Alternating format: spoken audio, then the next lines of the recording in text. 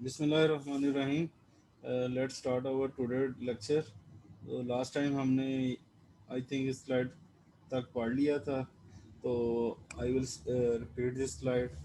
तो जो आप लोगों का जो कोर्स है वो है सीरियल टेक्नोलॉजी का। तो जो ये कुछ ये सीरियल्स हैं जिनके साइंटिफिक नेम दिए हुए हैं, तो ये आप लोगों को पता है एटलीस्ट साइंटिफिक नेम जो ये सीरियल्स मौजूद हैं तो इनके साइंटिफिक नेम आप लोगों को पता होने चाहिए। सबसे पहले है वीट। वीट का जो साइंटिफिक नेम है वो है ट्रिटिकम एस्टिवम। जो सेकंड नंबर पे सीरियल है वो है राइस। तो उसका जो साइंटिफिक नेम है वो है ओरिजा स्टाइवा। जो थर्ड नंबर है वो है कॉर्न। तो उसका जो साइंटिफिक नेम है वो जीमेज। और जो बार्ले है उसका साइंटिफिक नेम है हॉर्डियम वल्गर। जो मिलेट है उसका नेम है पेनिस्टम टाइफोडियम। जो सॉर्गम है उसका नेम है सॉर्गम बाइकलर। और जो ओट है उसका नेम है एविना स्टाइवा। और जो राई है उसका नेम है सीकेल सीरियल। जो ट्रिटिकल है उसका नेम है ट्रिटिको सीकेल। और ये मैन मेड सीरियल है, जैसे कि मैंने पहले बताया था कि ये वीट और राई के कम्बिनेशन से बनी है। तो जो साइंटिफिक नेम लिखते हैं उसका तरीका ये है। जो फर्स्ट नेम है उसका जो कैपिटल वर्ड लिखते हैं, और जो सेकंड नेम है वो स्मॉल वर्ड यूज़ करते हैं। ये बाइनोमियल थ्योरम है। उसके अकॉर्डिंगली यानी कि जो फर्स्ट नेम है वो हम कैपिटल वर्ड यूज़ करते हैं, और जो सेकंड नेम है वो हम स्मॉल वर्ड यूज़ करते हैं। नेक्स्ट जो है ये डिस्क्रिप्शन है थोड़ी बहुत, जो यानी ये सीरियल्स वगैरह जो अहम हैं उनके रिलेटेड के साथ। नंबर वन है maize. It is a staple food. It is a staple food of people in America, Africa and life stock world wide. तो ये अमेरिका और अफ्रीका में as a staple food use होती है। इसके अलावा ये लाइफ स्टॉक फीड के लिए भी यूज़ होती है। इसे हम अमूमन कॉर्न भी कहते हैं, और Indian corn in North America, Australia, New Zealand. और इसे इंडियन कॉर्न भी कहते हैं in different countries like North America and Australia and New Zealand.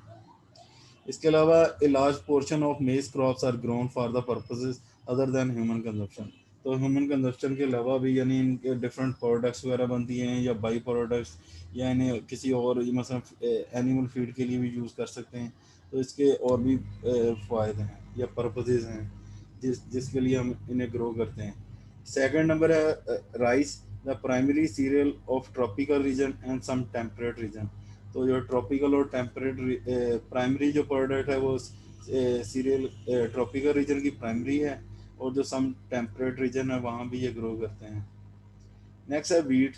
The wheat is the primary cereal of temperate region. तो ये टेम्परेट रीजन की जो है ये प्राइमरी सीरियल है।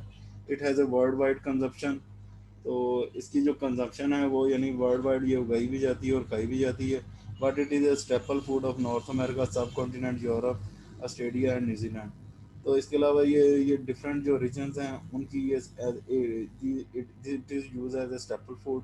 तो जो जो ये रीजन्स हैं उनमें ये नॉर्थ अमेरिका, सब कॉन्टिनेंट, यूरोप, ऑस्ट्रेलिया, न्यूजीलैंड वगैरह आ जाते हैं। नेक्स्ट जो है सीरियल वो है barley. It is grown for malting and life stock on land too poor और टू कोल्ड फॉर वीट। तो ये जो बार्ले है ये माल्टिंग एक प्रोसेस है। ये आप लोग आपके कोर्स कंटेंट में एक टॉपिक है, उसमें हम डिटेल से पढ़ेंगे माल्टिंग क्या होती है। तो बस यहाँ यही चीज़ सिर्फ याद रखनी है कि barley it is use for the malting and lifestyle purposes. Next है sorghum. It is an important staple food in Asia and Africa and popular worldwide for livestock. तो ये एशिया और अफ्रीका में as a staple food use होती है। इसके अलावा it is a popular food world wide as a life stock. तो life stock में यानी यूज़ के लिए एज ए फीड यूज़ करते हैं इसे। नेक्स्ट है millet, a group of similar but distinct cereals that form an important staple food in Asia and Africa. तो इसके जो करेक्टरिस्टिक्स हैं वो सिमिलर हैं बट डिस्टिंक्ट सीरियल है। तो ये भी स्टेपल फूड के तौर पे यूज़ होती है in Asia and Africa. Next है oats, formerly the staple food of Scotland. तो जो ओट्स हैं ये फॉर्मली ये एक स्टेपल फूड है, यानी कि पुराने वक्तों में ये स्टेपल फूड होती थी स्कॉटलैंड की। And popular world wide as a winter breakfast food.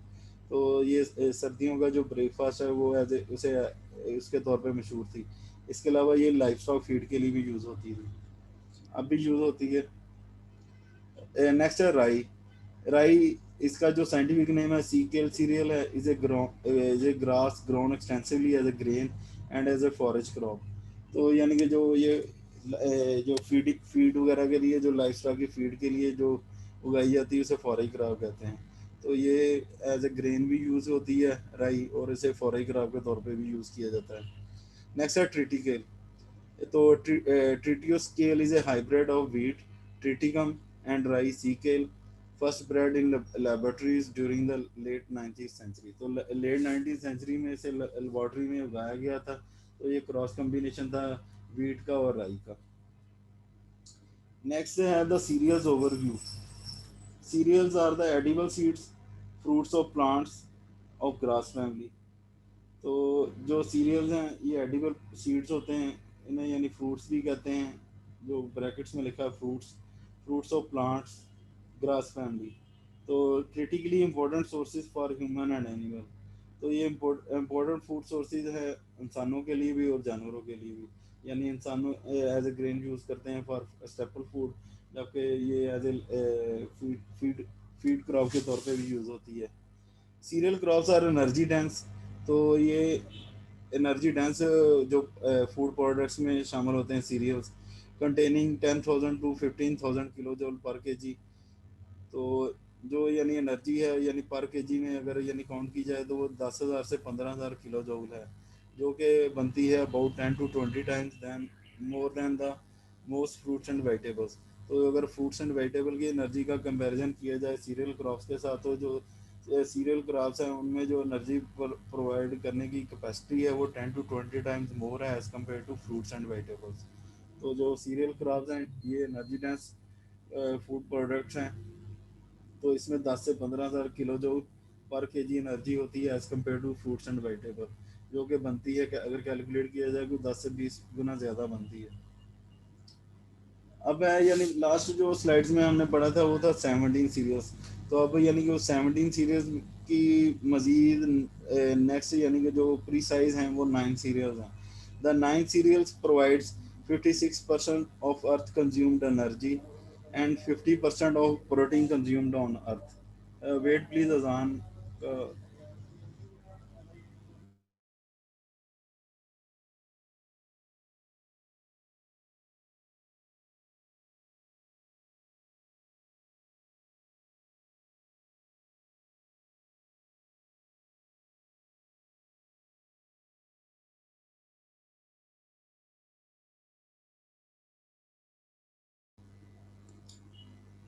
तो हम पढ़ रहे थे the 9 cereals provide 56% of earth consume energy and 50% of protein consumed on earth.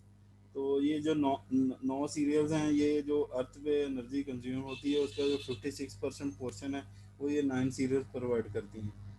तो जो एनर्जी कंजप्शन है यानी 56% वो ये 9 सीरियल प्रोवाइड करती हैं। और इसके अलावा जो प्रोटीन कंजप्शन है वो 50% जो है वो ये, यानी अगर टोटल 100% कंजप्शन ऑफ प्रोटीन हो रहा है तो उसमें जो 50% पोर्शन है वो ये 9 सीरियल प्रोवाइड कर रही हैं। इसके अलावा जो 56% जो एनर्जी है वो कंज्यूम्ड हो रही है वो भी ये 9 सीरियल प्रोवाइड कर रही हैं। जो ह्यूमन बींग में एनर्जी कंज्यूम्ड हो रही है या जो अदर प्रोसेस में एनर्जी कंज्यूम्ड हो रही है तो वो ये 9 सीरियल्स प्रोवाइड कर रही हैं डिफरेंट। तो सेकंड पॉइंट इसमें है कि wheat corn and rice makeup 75% of world grain production. तो ये जो तीन ये सीरियल ग्रेन हैं वीट कॉर्न और राइस, ये overall 75% of world grain production में यूज़ हो रही हैं। जो यानी वर्ल्ड ग्रेन प्रोडक्शन ओवरऑल मसलन 100% अगर यानी वर्ल्ड ग्रेन प्रोडक्शन है तो उसमें जो 75% अकाउंट है वो वीट कॉर्न और राइस का है। नेक्स्ट पॉइंट है wheat and rice are food staples. Corn is a dominant source of livestock. जो wheat और राइस यानी कि जो गंदम और चावल हैं वो as a staple food use हो रहे हैं different regions, approximately world wide use हो रहे हैं। इसके अलावा जो कॉर्न है वो it is a dominant source of life stock feed. तो यानी लाइफ स्टॉक फीड के यानी जो जानवरों वगैरह के खुराक के तौर पे यूज़ होती है चारा या अदर फॉर्म ऑफ फीड, तो इसमें ये यूज़ हो रही है कॉर्न। तो इसके अलावा wheat corn and rice are the most important cereals world wide. तो जो वीट कॉर्न राइस हैं ये बहुत ही अहम सीरियल्स हैं वर्ल्ड वाइड, जो कि यानी कि खाई जाती हैं और पसंद की जाती हैं और as a staple food use हो रही हैं throughout the world. Characteristics of cereal grains के कौन कौन से करेक्टरिस्टिक्स हैं जो सीरियल ग्रेन्स के अहम हैं। Number good cheap source of nutrients. For example ये प्रोटीन प्रोवाइड करती हैं या एनर्जी सोर्स हैं। तो मसलन अगर हमें गोश्त वगैरह लेना पड़े, वो मसलन बकरे का गोश्त अब 1200 रुपये पर केजी है, तो it is a good source of protein energy. तो अगर उससे कंपैरिजन किया जाए तो यानी कि ये जो प्रोटीन है या जो एनर्जी रिक्वायरमेंट है तो ये सीरियल्स भी प्रोवाइड कर रही हैं, तो फिर इसका मतलब ये चीप सोर्स ऑफ न्यूट्रिएंट्स है as compare to the meat. तो good cheap source of the nutrients. इसके अलावा relatively productive in term of land use. तो यानी ये रिलेटिवली प्रोडक्टिव है in term of land use, तो यानी लैंड यूज़ करके हम डिफरेंट टाइप की जो सीरियल्स ग्रेन्स हैं उनको हम ग्रो कर रहे हैं। तो wide range of products can be prepared. तो मसलन जो सीरियल्स वगैरह हैं वो ऐसा तो मसलन कम यानी यूज़ होती हैं, मसलन दालें वगैरह हम पका लेते हैं ऐसा। तो जो ये गंदम है, राइस भी ऐसा यूज़ हो जाते हैं या उसकी डिफरेंट प्रोडक्ट्स बन जाती हैं। मसलन राइस का ऑयल भी बन जाता है, जो राइस ब्रान ऑयल जिसे कहते हैं। इसके अलावा जो वीट है इसकी डिफरेंट इसको जब हम इसकी प्रोसेसिंग वगैरह करते हैं तो उससे फिर डिफरेंट प्रोडक्ट्स बनती हैं। मसलन मैदे से जो बेकरी की इतनी आइटम्स हैं, मसलन केक बिस्किट्स वगैरह और ये ब्रेड वगैरह आपकी। इसके अलावा और भी यानी डिफरेंट प्रोडक्ट्स वगैरह, a wide range of products can be made by the this type of the cereals. तो लॉन्गेस्ट स्टोरेज स्टेबिलिटी। तो जैसे कि आप लोगों ने फर्स्ट सेमेस्टर में आई थिंक पढ़ा होगा या सेकंड में, वो जो है classification of the food on the basis of the perishability. तो उसमें एक आया था स्टेबल स्टेबल फूड। तो स्टेबल फूड वो होते हैं जिनके यानी मॉइस्चर कंटेंट कम होता है और उनका टेक्सचर वगैरह जो है वो हार्ड होता है, तो उन्हें हम 2 से 3 साल तक इजीली स्टोर कर सकते हैं। यानी अगर साफ़ सुथरे माहौल में प्रॉपर अगर कंडीशन वगैरह अप्लाई की जाए तो वो 2-3 साल मैक्सिमम यानी इजीली हम उसे यानी कि री यूज़ कर सकते हैं। तो ये सीरियल भी स्टेपल फूड में आ जाती हैं, स्टेबल फूड में आ जाती हैं। तो यानी इनमें मॉइस्चर कंटेंट कम होता है तो हम इसे स्टोर इजीली कर सकते हैं, तो इसलिए वजह से ये पॉइंट है लॉन्गर स्टोरेज स्टेबिलिटी। फिर है world utilization of cereal grains के वर्ल्ड वाइड जो यूटिलाइजेशन ऑफ सीरियल्स हो रही है वो कैसे हो रही है। तो नंबर वन है एज ए फूड। तो जो 66% है वो एज ए फूड यूज़ हो रही है सीरियल ग्रेन्स। तो एज ए फीड ये है वो 20% यूज़ हो रही है, मसलन जो जानवरों वगैरह के लिए यूज़ हो रही है। इंडस्ट्रियल अगर बात की जाए तो 7% यूज़ हो रही है सीरियल ग्रेन्स, और अगर एज ए सीड बात की जाए तो 7% यूज़ हो रही है। तो ये डिफरेंट प्रोपोर्शंस हैं जिसके लिहाज से यानी पता चलता है कि world wide utilization of cereal grains किस तरह है। आप लोगों को ये सारे पॉइंट्स जो यानी कि आ रहे हैं अहम चीज़ें, ये आप लोगों को इम्तिहानी पॉइंट ऑफ व्यू से पता होने चाहिए कि क्या चीज़ें हैं। एज ए फूड जो है सीरियल ग्रेन 66% यूज़ हो रही है, एज ए फीड जो है वो 20% यूज़ हो रही है, और एज ए इंडस्ट्रियल 7% है, और अगर सीड की बात की जाए तो वो 7% इसकी खपत है। नेक्स्ट है utilization of cereal grain in Pakistan. तो जो पाकिस्तान में सीरियल ग्रेन की यूटिलाइजेशन हो रही है वो किस लिहाज से हो रही है। एज ए फूड जो है वो 85% यूज़ हो रही है। जो अदर जो है इसके मसलन एज ए सीड या जो feed as a feed of animals, तो वो इस तरह की जो एक्टिविटीज़ हैं वो 15% है। तो 85% जो सीरियल ग्रेन है वो एज ए फूड यूज़ हो रही है, जबकि अदर जो है वो 15% है। तो स्टेपल फूड है कि यानी कि हम मोस्टली जो है वो गंदम यूज़ करते हैं एज ए स्टेपल फूड। तो ये as a staple food use हो रही है। नान वगैरह इस तरह यानी मैदे वगैरह से बनते हैं। इसके अलावा और डिफरेंट प्रोडक्ट्स वगैरह बनती है, ब्रेड वगैरह, और बेकरी की आइटम्स में भी आ जाती हैं डिफरेंट प्रोडक्ट्स, बिस्किट्स केक्स वगैरह, बाकरखानी, ये सारी चीज़ें इस तरह की। Cheapest and principal source of calories. तो यानी कि जैसे पहले बोला था कि ये एनर्जी के लिहाज से मसलन अगर 56% जो अर्थ पे एनर्जी यानी कंज्यूम हो रही है उसमें ये पोर्शन 56% जो है वो सीरियल्स का है। तो ये चीपेस्ट सोर्स है वो एनर्जी है। And principal source of calories. यानी ये एक चीपेस्ट भी है और प्रिंसिपल सोर्स ऑफ कैलोरीज भी है, क्योंकि जो अमीर आदमी है वो तो यानी प्रोटीन के लिए एनर्जी के लिए गोश्त खरीद लेगा 1200 रुपये पर के जी। जो गरीब बंदा है वो फिर या तो चिकन खाएगा या फिर ये दाल खाएगा। More than 60% of protein and calories derive from cereals. तो जो 60% प्रोटीन एंड और कैलोरीज वगैरह जो है ड्राइव की जाती है वो सीरियल से यानी की जाती है। More than 60% protein and calories derive from cereals. Next है contribution of cereals in global nutrition. तो जो ग्लोबली जो सीरियल्स की कंट्रीब्यूशन हैं वो यानी कि ये इस स्लाइड में दी गई हैं। फॉर एग्जांपल वीट जो है वो 21% है कंट्रीब्यूशन उसकी, जो मेज़ है वो 22% है, राइस 16% है, एनिमल एंड फिश प्रोडक्ट्स जो बन रही हैं वो 8% हैं, जो यानी as a feed stock use हो रही हैं। और लेग्यूम्स ऑयल सीड्स वगैरह जो हैं वो 4% है, रूट्स एंड ट्यूबर्स वगैरह वो 7% है, शुगर 6% है, और अदर वेजिटेबल्स एंड फ्रूट्स वगैरह 2 से 3% है। तो जो कंट्रीब्यूशन ऑफ सीरियल ग्रेन्स है वो अबाउट 70% है।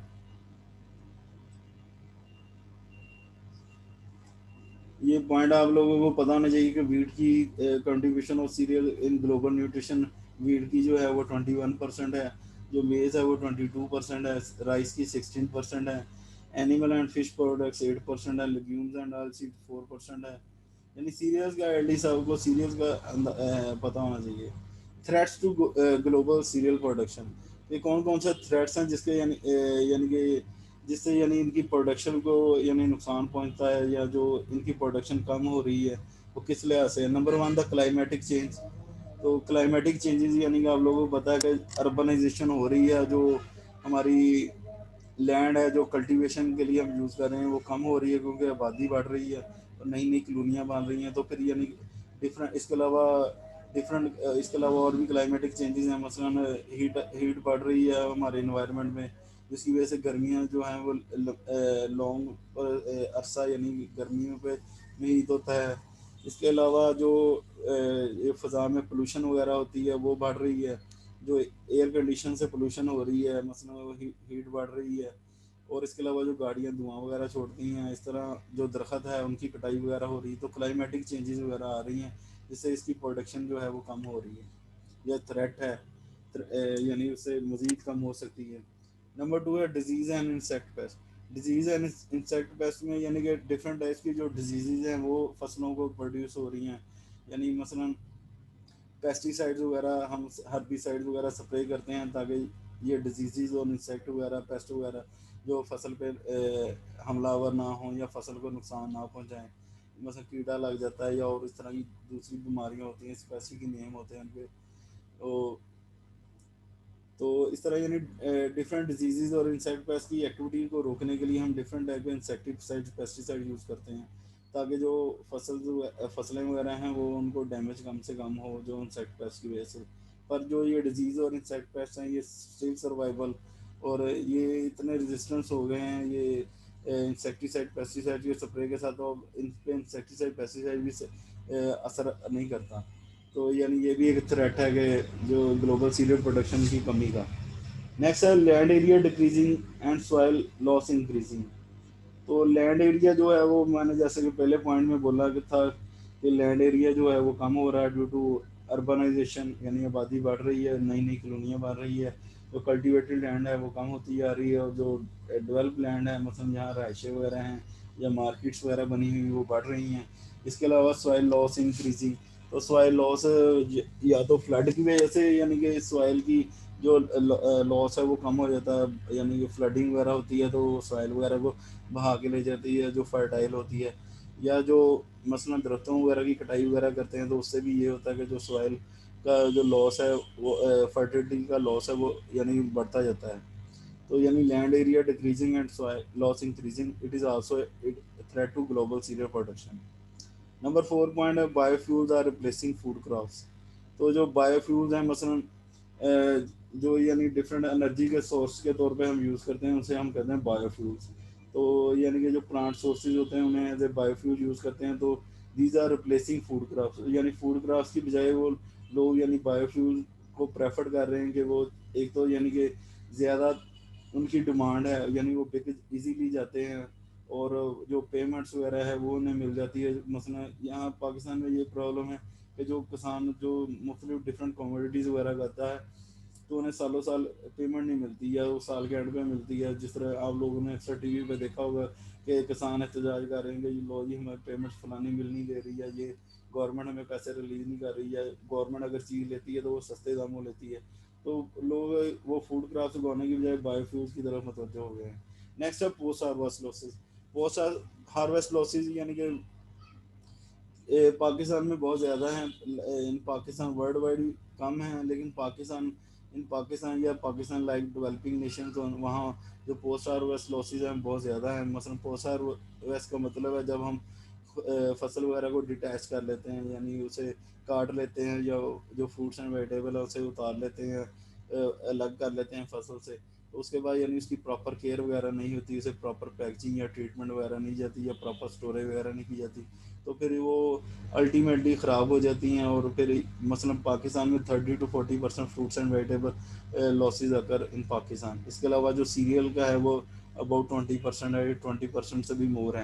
यानी 20% जो सीरियल्स हैं वो ख़राब हो जाती हैं, वेस्टेज हो जाती हैं due to post harvest losses, या उन पर इंसेक्ट पेस्ट वगैरह डिजीज़ जो यानी कि इस तरह, यानी पोस्ट हार्वेस्ट लॉसेज काफ़ी ज़्यादा। इसके अलावा जो बर्ड्स वगैरह हैं वो ख़राब डैमेज करते हैं। जो मसलन अगर सीरियल वगैरह स्टोर की हुई हैं तो मसलन रोडेंट्स वगैरह अटैक कर लेते हैं। मसलन जब हमें घर में यानी कि गंदम को स्टोर करना होता है तो फिर हम उसमें वो चूहे मार गोलियाँ यूज़ करते हैं, ताकि जो चूहे हैं वो इस तरह की चीज़ें वो दूर रहें, जो इंसेक्ट पेस्ट वगैरह हैं। तो इस तरह यानी पोस्ट हार्वेस्ट लॉसेज बहुत ज़्यादा हैं। अगर पोस्ट हार्वेस्ट लॉसेज पे हम काबू पा रहे हैं तो ये चीज़ें काफ़ी कंपैरेटिवली सस्ती हो सकती हैं, पर ये पॉसिबल नहीं है। इसके अलावा जो स्टोरेज, जो ये सीरियल्स वगैरह हैं ये तो इजीली स्टोर्ड हो जाती है। मतलब फ्रूट्स एंड वेजिटेबल की स्टोरेज के लिए स्पेशल कोल्ड स्टोरेज रूम चाहिए होते हैं, या एरिया जो चाहिए होता है, चैम्बर चाहिए होते हैं। तो ये जो कोल्ड स्टोरेज वगैरह जो है वो बहुत कम है पाकिस्तान में। तो उसकी वजह से भी जो फ्रूट लॉसेज हैं वो फ्रूट पोस्ट हार्वेस्ट लॉसेज हैं वो बहुत ज़्यादा हैं पाकिस्तान। तो लॉसेस ड्यूरिंग स्टोरेज यानी बता दिया गया उसकी हैंडलिंग प्रॉपर नहीं की जाती। मसलन अगर पैकेजिंग मटेरियल भी यूज़ कर रहे हैं तो वो भी यानी रीयूज़ वाला यूज़ कर रहे हैं। मसलन उस पर डिफरेंट टाइप्स की कंटेमिनेशन है, या कोई और मसलन रीयूज चीज़ फ्रेश चीज़ का तो होता है ना कि उस पर कोई प्रॉब्लम नहीं है, आप इजीली स्टोर कर देंगे, किसी किस्म की यानी कंटेमिनेशन के चांसेस नहीं होते। जो रीयूज़ होती है अब पता नहीं उसमें उसने कोयले डाले हुए हैं पहले, जो उसने रीयूज़ किया हुआ है, या कोई और चीज़ इस तरह की डाली हुई है, वो वही चीज़ें हम खाने वाली चीज़ स्टोर करने के लिए यूज़ कर रहे हैं। तो ये जो सेकंड हैंड परचेज होती है इसकी चीज़ें यानी इस तरह की चीज़ें स्टॉप होनी चाहिए। फिर है ग्रेन सप्लाई चेन। तो ग्रेन सप्लाई चेन में सबसे पहले ब्रीडर यानी कि वो डिफरेंट टाइप्स की जो हैं अपनी सीड्स वगैरह पे यानी एक्सपेरिमेंट्स होते हैं, वो फिर एक वैरायटी निकलती है। मसलन हर जो भी क्रॉप होती है, सीरियल होती है, उसकी डिफरेंट वैरायटीज़ होती हैं, तो हर एक का अपना इम्पैक्ट, हर एक का प्रोडक्शन यील्ड डिफरेंट होता है। तो इस तरह यानी ब्रीडर से फिर वो ग्रोअर की तरफ आती हैं, सीड मर्चेंट के थ्रू ग्रोअर के पास आती हैं। फिर ग्रोअर उसे उगाता है, ग्रोअर से उगाने के बाद यानी वो फिर ट्रांसपोर्ट एंड स्टोरेज की तरफ आती हैं, मार्केट के थ्रू आ जाए ट्रांसपोर्ट यानी ट्रांसपोर्ट होती हैं। तो ये फिर मिलर के पास आता है, मिलर यानी से परचेज करता है, जो यानी डिफरेंट मिलिंग इंडस्ट्रीज वगैरह हैं, जैसे कि फ्लोर मिल्स हैं, तो ये जीसी के पास स्मान फ्लोर मिल्स है, ये यू सच के पास। इस तरह यानी डिफरेंट फ्लोर मिल्स वगैरह हैं जो उनकी प्रोसेसिंग वगैरह करती हैं, जहाँ वो डिफरेंट प्रोडक्ट्स सूजी मैदा आटा वगैरह और इस तरह के अलावा और डिफरेंट प्रोडक्ट्स वगैरह बनती हैं। आप तो आटे की भी यानी 8-10 किस्में हैं, फाइन आटा है, नंबर 1 है, 2 नंबर, 2.5 नंबर, यानी इस तरह डिफरेंट नेम्स हैं अकॉर्डिंग टू इट्स सेल। तो फिर ये फूड मैन्युफैक्चरर के पास आ जाती हैं। फूड मैन्युफैक्चरर फिर यानी फिर रिटेल को भेज देता है, फिर एट द एंड कंज्यूमर के पास चली जाती हैं। तो ये ग्रेन सप्लाई चेन है, ब्रीडर के पास गई, फिर ग्रोअर, फिर यानी ग्रोअर के बाद ट्रांसपोर्ट एंड स्टोरेज होगी, फिर मिलर, फिर फूड मैन्युफैक्चरर और रिटेलर, फिर एंड पे कंज्यूमर आ जाता है। तो ये यानी एक चेन बन जाती है, इसे कहते हैं grain supply chain. Cereal grains and our health. Cereal grains and our health. Cereal based foods may cause dietary problems like gluten intolerance. तो सीरियल बेस्ड फूड प्रोडक्ट्स तो की वजह से कोई बीमारी भी यानी क्रिएट हो सकती है लाइक ग्लूटेन इंटॉलरेंस। तो ग्लूटेन इंटॉलरेंस का मतलब ये होता है कि जो प्रोटीन सीरियल में मौजूद होते हैं उसे हम कहते हैं, मतलब वीट में जो प्रोटीन मौजूद है उसे हम कहते हैं ग्लूटेन। तो जो कई यानी कि ह्यूमन बच्चे यानी या कोई बड़े ऐसे होते हैं जिनमें ग्लूटेन इंटॉलरेंस का प्रॉब्लम होता है, यानी उनमें जो ग्लूटेन को ऑब्जॉर्व करने की या डाइजेस्ट करने की सलाहियत है वो नहीं होती, तो उनकी वजह से उनमें डिफरेंट टाइप के रिएक्शन वगैरह होते हैं, मतलब एलर्जी हो जाती है क्योंकि ये ग्लूटेन एलर्जी क्रिएट करता है। तो ग्लूटेन इंटॉलरेंस उसे कहते हैं, यानी ग्लूटेन वहाँ प्रॉपरली ऑब्जॉर्व नहीं होता या वो ओवर एक्ट कर जाता है, तो फिर डिफरेंट फंक्शन यानी डिस्टर्ब होते हैं, लाइक एलर्जिक रिएक्शन हो जाते हैं। तो यानी उसे कहते हैं ग्लूटेन इंटॉलरेंस, जिसमें यानी ग्लूटेन अब्जॉर्व करने की एबिलिटी ना हो। तो इसी तरह लैक्टोज इंटॉलरेंस होता है, तो कई बच्चे ऐसे होते हैं मसलन जिसे डॉक्टर कहते हैं कि आपने लैक्टोज फ्री यानी लैक्टोज उसमें मौजूद ना हो दूध में, वो लैक्टोज फ्री मिल्क बच्चों को देना है क्योंकि उन बच्चों में लैक्टोज इंटॉलरेंस होता है। लैक्टेज जो एंजाइम होता है जो कि ह्यूमन इंटेस्टाइन में मौजूद होता है वो उस बच्चे में नहीं होता, तो जिसकी वजह से फिर लैक्टोज इंटॉलरेंस की बीमारी हो जाती है उसे। इसके अलावा एक सिलेक डिजीज है, एक condition cause by the injection of gluten proteins. तो सिलेक एक डिजीज है, तो ये भी एक चीज़ की वजह से होती है, ग्लूटेन प्रोटीन्स की वजह से होती है। एक condition cause by the injection of gluten proteins, not a good source of quality protein. Next है wheat. Wheat is prominent among the cereal. तो जो वीट है ये प्रोमिनेंट है अमंग द सीरियल्स, जो डिफरेंट जो भी 9, 17 या 50 सीरियल्स की बात की है, तो उसमें जो नंबर वन जो वीट यानी वर्ल्ड वाइड यानी इसकी कंजप्शन बहुत ज़्यादा है। तो wheat is a prominent among the cereals. Unique dough forming properties. तो जो डो फार्मिंग प्रॉपर्टीज़ है वो उसकी बहुत यूनिक है। डो होती है मसलन जो हम आटा गूंदते हैं पानी डाल के मिक्सिंग वगैरह करते हैं, तो जो एंड पे प्रोडक्ट बनती है उसे हम डो कहते हैं। तो यूनिक डो फार्मिंग प्रॉपर्टीज है। तो द ग्लूटेन प्रोटीन विस्कोलास्टिक प्रॉपर्टीज। तो जो ग्लूटेन प्रोटीन है उसकी जो विस्कोलास्टिक प्रॉपर्टीज हैं वो बहुत ज़्यादा हैं। मेजर तो कॉमन वीट में जो है वो इसमें नेक्स्ट जो है वीट की टाइप्स आ जाती हैं। डिफरेंट टाइप्स की वीट्स हैं, मसलन कॉमन वीट है, ड्यूरम वीट है, इनकॉर्न है, यानी इस तरह डिफरेंट वीट्स हैं, वो सारी स्टेप बाय स्टेप हम पढ़ेंगे। कॉमन वीट है, ये it is use for bread, leavened and unleavened.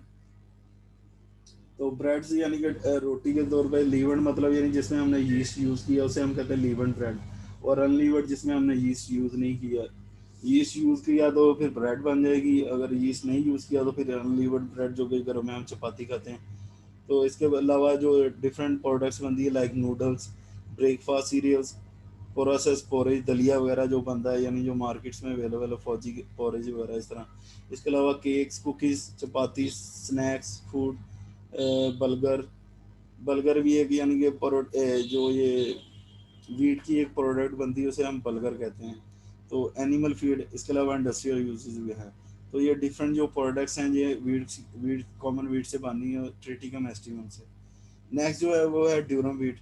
तो इसे ट्रिटिकम टर्जिडम भी कहते हैं, या ड्यूरम, सिंपल ड्यूरम भी कहते हैं। इसे पास्ता वीट भी कहते हैं क्योंकि ये सफ़ेदी और मैक्रोनी वगैरह को बनाने के लिए यूज़ होती है ड्यूरम वीट।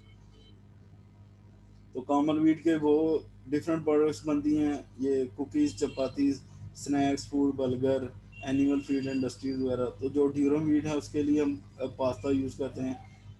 पास्ता के लिए यूज़ होती है जो डिफरेंट प्रोडक्ट्स बनती हैं, सफ़ाती और मैक्रोनी वगैरह, तो ये उससे बनती हैं। Major cultivated species of wheat में कौन कौन सी आ जाती है? नंबर वन है कॉमन वीट, जो ट्रिटिकम एस्टिवम है। It is a hexaploid species that is most widely cultivated in the world. तो ये हेक्साप्लॉइड स्पीशीज हैं। हेक्सा में 6, तो हेक्साप्लॉइड स्पीशीज यानी इसमें 6 होते हैं species that is most widely use as a in the world. तो जो ड्यूरम है the only tetraploid form of the wheat widely use today and second most widely cultivated wheat. तो जो ये टेट्राप्लॉइड फॉर्म की शक्ल में होती है, तो ये जो most widely use today wheat में उसमें इसका ये सेकंड पोर्शन है जो कि कॉमन वीट है, जो हेक्साप्लाइड है वो नंबर 1 पे है। जो ड्यूरम वीट है वो एक तो ये टेट्राप्लाइड फॉर्म में एग्जिस्ट ओनली वन। तो इसके अलावा जो है इसकी जो इम्पोर्टेंस के लिहाज से अगर बात की जाए तो ये सेकंड नंबर पे आती है। थर्ड पे है इनकॉर्न, इसे कहते हैं triticum monococcum, a diploid species with wild and cultivated variants. तो ये डाइप्लॉयड स्पीशीज है, इसमें वाइल्ड और कल्टीवेटेड वेरिएंट्स वगैरह आ जाते हैं। Domesticated at same time as emmer wheat but never reach the same importance. तो ये इसकी डोमेस्टिकेशन जो शुरू की थी, डोमेस्टिकेशन में यानी इसे बड़े लेवल पे यानी जब उसे कास्ट किया जाए तो उसे कहते हैं domesticated. Domesticated at the same time as emmer wheat, यानी ये भी एक वीट का नाम है, but never reach the same importance. लेकिन जो एमर वीट की इम्पोर्टेंस है वो इसके लिहाज से इनकॉर्न की इतनी इम्पोर्टेंस नहीं है। तो ये डिप्लॉयड स्पीशीज है।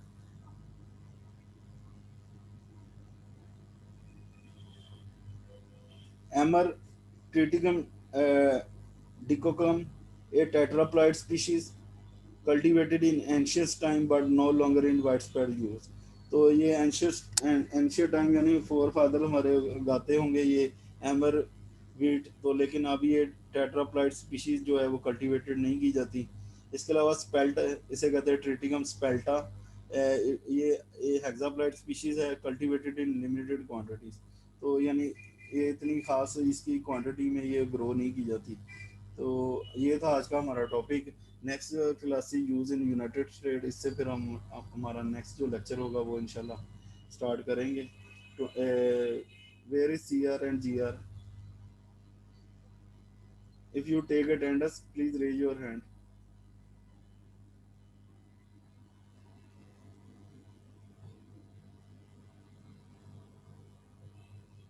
बेटा अटेंडेंस होगी। नगीन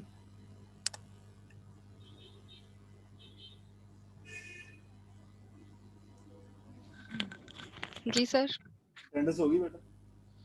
जी सर, हो गई है। कोई क्वेश्चन इस टॉपिक के लिए? जी सर।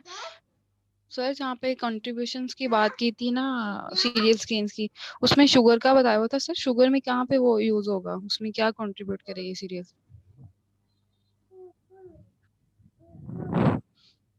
ओवरऑल बताया, 6% है। ओवरऑल बताया वो है। मसला हम खुराक जब हम खाते हैं तो ये जी भी एक जी किस्म की शुगर ही होती है, कार्बोहाइड्रेट्स। तो उस लिहाज से शुगर जी जी 6% लिखा हुआ है। ठीक। ठीक हो गया। मतलब जी सर। कार्बोहाइड्रेट्स ही होता है, डाइटरी फाइबर भी कार्बोहाइड्रेट्स होती हैं। ये जो सेलुलोसिस वगैरह, जो लिग्नेंस म्यूसिलेसिस वगैरह होती हैं, ये सारे ये शुगर ही प्रोवाइड करते हैं। कार्बोहाइड्रेट्स उसे एंड जनरली यानी शुगर कहते हैं। जी सर, ठीक है सर। सप्लाई चेन में एक दफा सीड मर्चेंट का बता दें, उसका क्या बताया था आपने? सीड मर्चेंट यानी वो मर्चेंट होता जी है, जी दुकानदार जिसे कहते हैं। ब्रीडर से वो खरीद के फिर वो ग्रोअर को नेक्स्ट बेचता। मसलन ये सीड्स वगैरह की दुकानें जो ये जंग बाजार के बाहर काफ़ी तादाद में हैं, जो फर्टिलाइजर स्प्रे वगैरह सेल करते हैं, वो सीड मर्चेंट है। यानी वो दुकानदार को कहते हैं मर्चेंट। जी ठीक सर, है। ठीक है, थैंक और यू। Ji sir.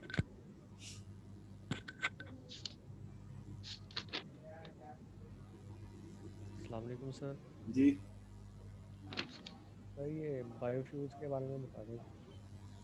बायोफ्यूल्स यानी ये बायो का मतलब होता है पौधे, और फ्यूल्स का मैंने यानी जो पौधे हम बायोफ्यूल्स के रिलेटेड यूज करते हैं उसे हम कहते हैं बायोफ्यूल्स। ठीक है। तो जो ये मसलन फूड क्रॉप्स हैं, ये जो किसानों को इतना फ़ायदा नहीं देती जितना कि ये बायोफ्यूल्स देती हैं। ये इससे डिफरेंट प्रोडक्ट्स वगैरह बनती हैं। ये एक अलहदा टॉपिक होगा, ये आपको कोर्स में इंक्लूड होगा, वहाँ आप डिटेल से पढ़ लें। ठीक है। चले। अभी आपने सिर्फ ये याद करना है कि ये बायोफ्यूल रिप्लेस हो रही हैं और ये थ्रेट्स हैं फॉर ह्यूमन, ये सीरियल्स की प्रोडक्शन के। ठीक है। ओके हो गया। और कोई क्वेश्चन बेटा?